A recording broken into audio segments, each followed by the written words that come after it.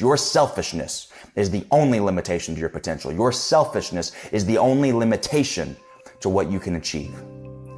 You were born with unlimited capacity to do whatever you want to do, to have whatever you want to have, to be whoever you want to be, but only when you lose the selfishness, only when you begin to bring other people into the picture, because you might be willing to let yourself down. These days, it seems like people shirk responsibility. People don't want to be the leader. People don't want to be the person in charge. People don't want to be viewed as the person that's setting the example or setting the standard for everybody else. It's like people are scared of this responsibility of leadership. But the harsh reality is that we're all leaders. And it doesn't matter what position you play in society. It doesn't matter what position you play in your company or your team. It doesn't matter if you want to be a leader or not. It doesn't matter who you are, where you come from, or your socioeconomic status. You are a leader whether you want to be or not. When I was 17 or 18 years old, I was a gymnast and I used to coach at this gymnastics camp out in the middle of nowhere in Tennessee. And we had this one little girl who was 8 years old when she went to camp. And she was the most innocent, just beautiful soul that you've ever met. And she had the best week of her life. And the office gets a call from her mother. She said, I'm on my way there to pick her up. She said her father, my husband, just got in a car accident and passed away. And we were all completely shocked. And the little girl had no idea, and we were just sitting there waiting for her mother to arrive. She had to drive 8 hours from across the country. The entire time we're just waiting. This 8-year-old little girl's life is about to change forever. And I was instantly hit with this burning question in my heart. I said, I wonder if that little girl watched me do anything this week that might help her even 1% get through what she's about to go through. I want to know, did she watch me lead people? Did she watch me handle adversity? Did she watch me conquer a challenge? Did she watch me in a moment of frustration and anger and sadness or whatever was going on with me? Did she watch me handle myself, conduct myself in such a way that might make it just 1% easier to deal with the biggest tragedy of her life that is about to happen? Somebody's looking to you as an example. And it might be completely subconscious. It might be somebody you've never even met. It might be somebody at the gym that you go to every single day and they watch how you do those sets and they watch how you handle it when it gets difficult. It might be somebody at work. It might be one of your employees or your coworkers, but somebody watches the way that you react under stress, under pressure, under adversity and opposition, and they're looking to you to set the example. Whether you want to or not, you are setting an example for somebody. The only question you have to ask yourself is, what type of example do you want to set? You can try and shirk off this responsibility of being a leader, or since it's gonna happen anyway, since you're gonna be a leader anyway, you can embrace that responsibility. You can embody that responsibility. You can take on that responsibility willingly and openly, and you can treat it as an obligation, because once you do, you will be able to outcompete anybody else. Because until you begin to view leadership as your responsibility, as your obligation that you are expected to execute with excellence, you can't compete with somebody like me. You can't compete with somebody that was born, that was built, that was put on this earth to help people. I was put here to make an impact. I was put here to help others. I was put here to lead.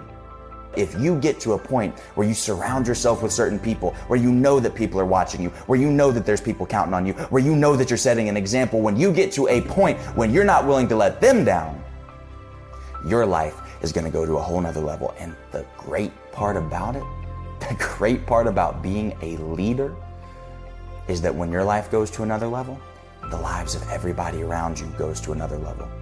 Your spouse's life goes to another level. Your kid's life goes to another level. Everybody who's watching you, their life goes to another level. And I don't care if they're watching you in admiration or if they're watching you to hate on what you're doing. Everybody goes to another level. That's the beauty about being a leader. But here's the challenge. You gotta lead me before you can lead we. I'll say that one more time. You have to lead me before you can lead we. You have no authority over anybody else until you have authority over yourself. Stop trying to advise other people until you get your life under control. That's why I'm telling you it starts with you. It starts with the example that you set. It starts with the way that you conduct yourself, the way that you carry yourself, the way that you handle adversity, the way that you handle hard times and opposition. That's the measure by which you should judge yourself. Now, everybody can do it, but not everybody will do it. But here's the formula. I promise you, this formula will take you as far as you want to go if you would just implement it and execute it. It's 3 steps. Number 1, vision. Number 2, values. Number 3, volume. Vision. What do I mean by vision?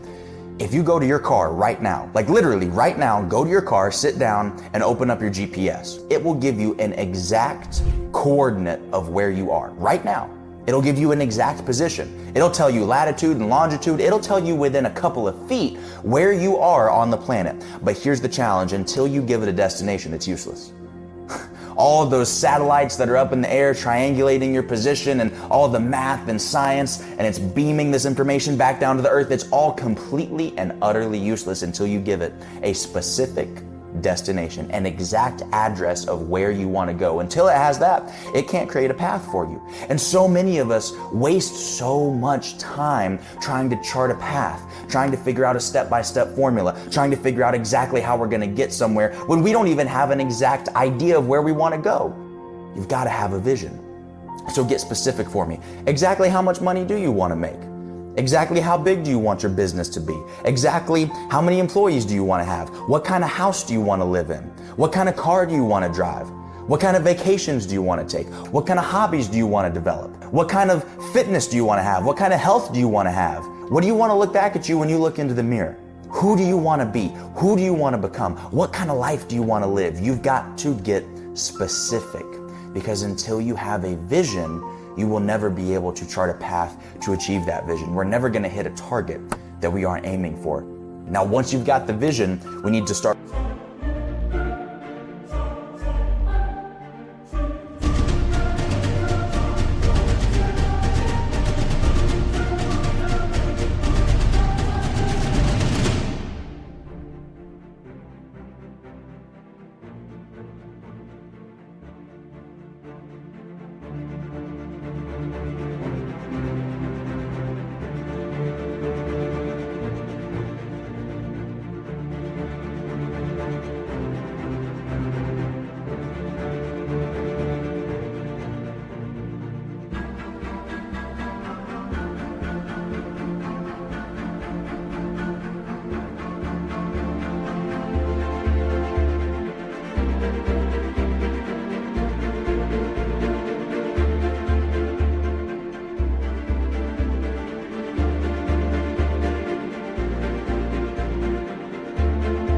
Reverse engineering this with our values. And we have to ask ourselves the question, now that we have this vision, who must I become to achieve that vision?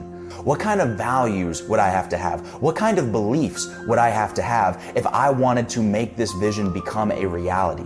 What kind of behaviors and actions would I have to do? What would I need to think about? What kind of habits and routines would I need to have if I want to make this thing become a reality? So you can literally have a vision, reverse engineer it, and that becomes your plan. And you just say, okay, instead of thinking about all the different things that I need to do, why don't I just focus on all the different things that I need to become? Because when you become the right person, then the actions that you're going to do will come naturally to you. See, you can try and go work hard.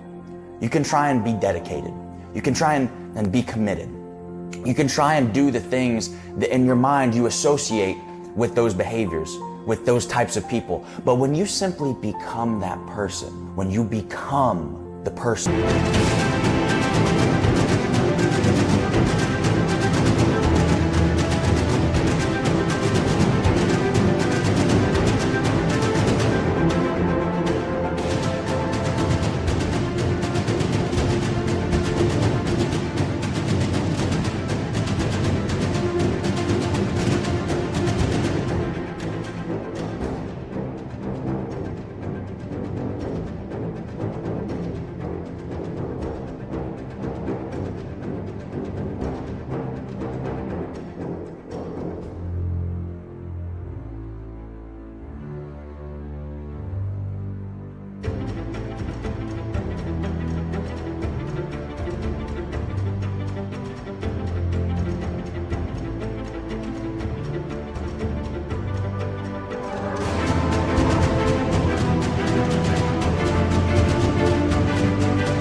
that is capable and willing and deserving of getting those outcomes that you want, then the outcomes come naturally. You don't have to think too much about the how because you understood the what and you became the who. The how will take care of itself. So do me a favor, focus on the vision, focus on the values, and then focus on the volume. It's so funny when people come up to me in the gym and they'll say, how'd you get those arms? How do you look like that? And they expect me to tell them some sort of secret, some sort of tactic, some sort of technique or strategy or...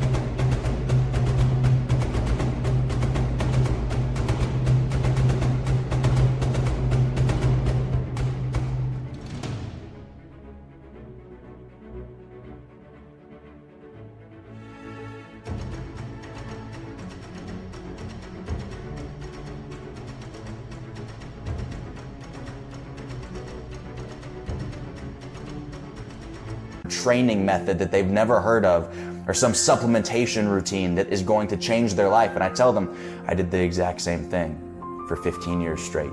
I worked out every single day for 15 years straight, for a decade and a half. That's how I did this, as I was consistent. It was effort over time. It was work ethic times consistency. That's the formula for success. So, vision, values, volume. If you follow that 3-step formula, I promise you that you can figure out how to accomplish anything that you want. Now, here's the reality though. We all have the ability to lead.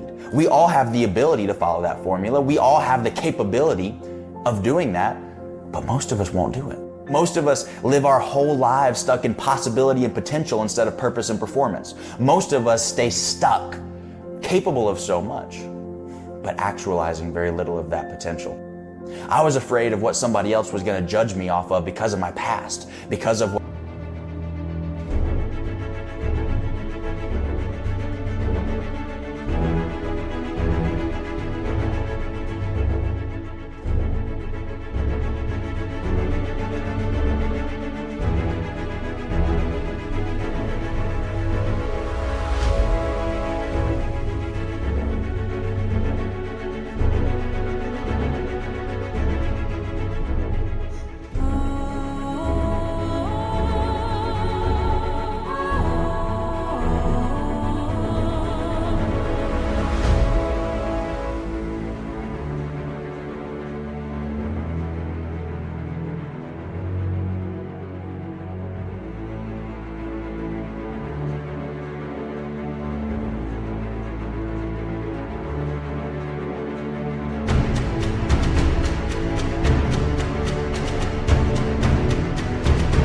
I had done, because I hadn't always been this person. Somebody was going to bring all that stuff back up and they were going to keep me there.